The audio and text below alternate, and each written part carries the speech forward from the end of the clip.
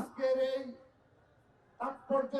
তাৎপর্যপূর্ণময় বিজয়ের পতাকা মিছিল আমরা এ কারণে আয়োজন করেছি যে আপনারা লক্ষ্য করেছেন বিগত 2টি বছর এই বিজয় দিবস উপলক্ষে দেখা যাচ্ছে ক্যাম্পাসগুলোতে আমাদের যেভাবে মহিমান্বিত ভাবে বিগত সময়ে এই বিজয় দিবস একটি উৎসব ছিল, এই বিগত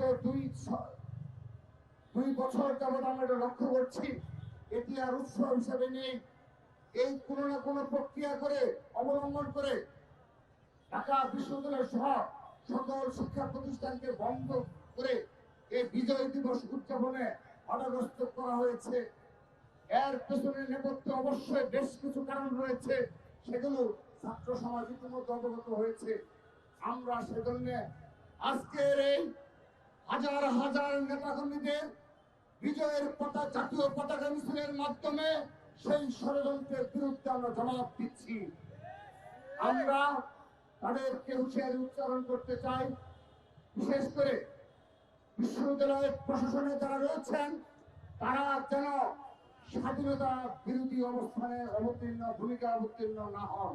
তারা ইতিমধ্যে অবতীর্ণ হয়েছেন, কিন্তু এই দিন নয়, আগামীতে যখন তরুণ প্রজন্ম মুক্তিযুদ্ধ স্বাধীনতা সংগ্রামে আবারও পুনরুজ্জীবিত হয়ে এই রাজাকার আলবদর শামসের বিরুদ্ধে রাজপথে অবস্থান নেবে, ক্যাম্পাসে অবস্থান নেবে, সেদিন কিন্তু আপনাদেরও পালানোর পথ খুঁজে পাবেন না। ষড়যন্ত্র করবেন না। এই মুক্তিযুদ্ধকে কলুষিত করার জন্য আপনারা এমন কোন অপকর্ম নেই যে করছেন না।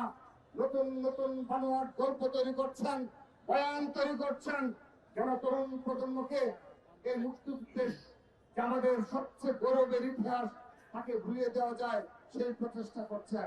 ঠিক একইভাবে বিগত 15.5 বছর ছাত্র দলের লড়াই সংগ্রামকে যেভাবে ভুলিয়ে দিতে চায় এক শ্রেণী, যারা কখনো 15.5 বছরে ছাত্রলীগের আশ্রয় থেকে তারা খুনি হাসিনার হাতকে শক্তিশালী করেছে এবং তারা সেই পতাকা তলে থেকে ছাত্রদের উপর হামলা নির্যাতনে জড়িত, সেই ইতিহাস তারা স্মরণ করতে চায় না।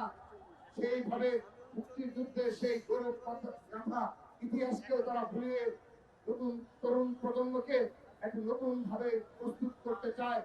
আমরা তাদেরকে বলতে চাই, অবশ্যই বাংলাদেশ ততদিন থাকবে ততদিন এই 1971 সালের মুক্তিযুদ্ধের চেতনা নিয়েই আমরা বেঁচে থাকবো ইনশাআল্লাহ।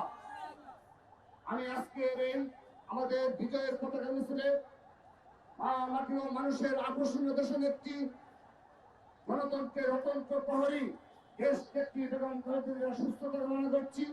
সেই সাথে জুলাই যোদ্ধা আমাদের সহযোদ্ধা উসমান হাদির সুস্থতা কামনা করছি এবং বিশেষভাবে স্মরণ করছি যার অবদান শুধুমাত্র রণাঙ্গনে মুক্তিযুদ্ধে সীমাবদ্ধ ছিল না, যার অবদান শুধুমাত্র মহান স্বাধীনতার মহান ঘোষক হিসেবে তিনি অবতীর্ণ হননি, পরবর্তীতে আধুনিক বাংলাদেশ বিনির্মাণে যার অনবদ্য ভূমিকা অনস্বীকার্য সেই মহান স্বাধীনতার মহান ঘোষক শহীদ রাষ্ট্রপতি জিয়াউর রহমান বীর উত্তমকে আমাদের আজকের এই বিজয়ের পতাকা মিছিল থেকে বিশেষভাবে শ্রদ্ধা জানাচ্ছি, স্মরণ করছি, তার হৃদয়ে আত্মার মাত্রা কামনা করছি। প্রিয় উপস্থিতি,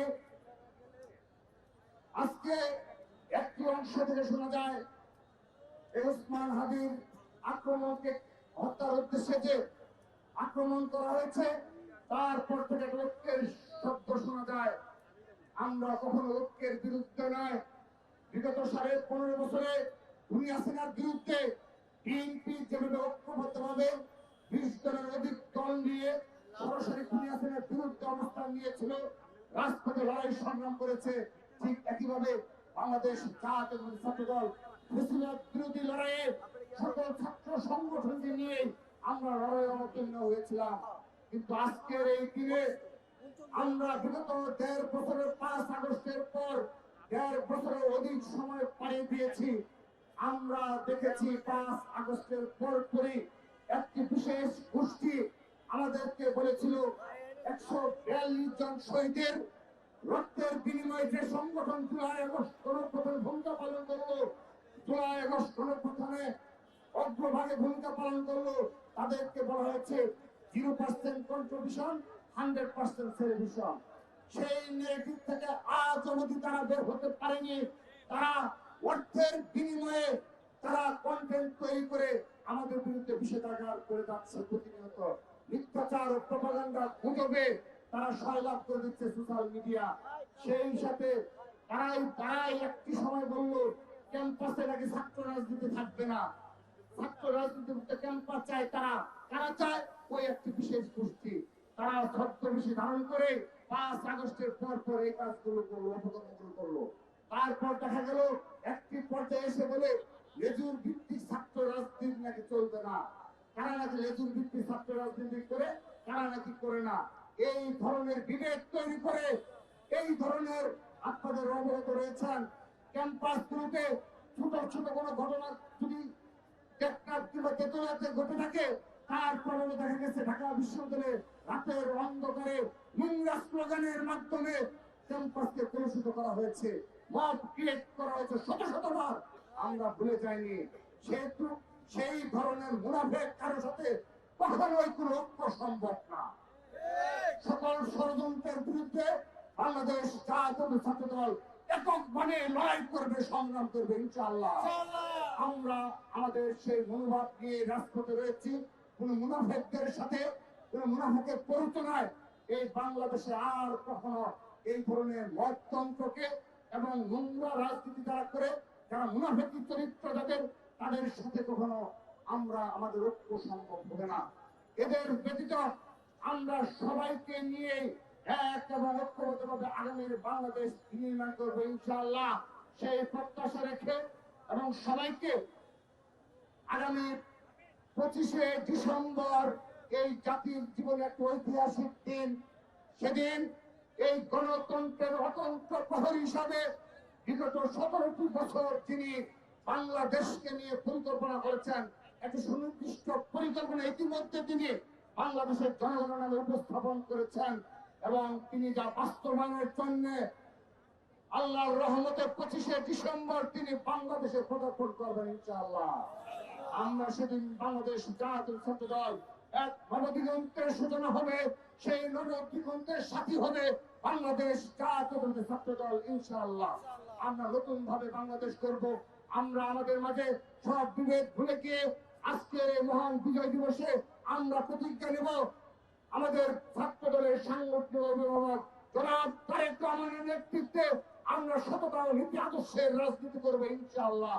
আমরা শহীদ রাষ্ট্রপতি জিয়া রহমানের সেই শাসনামলকে আবারও ফিরিয়ে নিয়ে আসবো ইনশাআল্লাহ। আমরা আপোষহীনতার প্রতীক দেশনেত্রী বেগম খালেদা জিয়ার আপোষহীনতাকে বুকে ধারণ করে আগামীর বাংলাদেশে আমরা রাজনীতি করবো ইনশাআল্লাহ।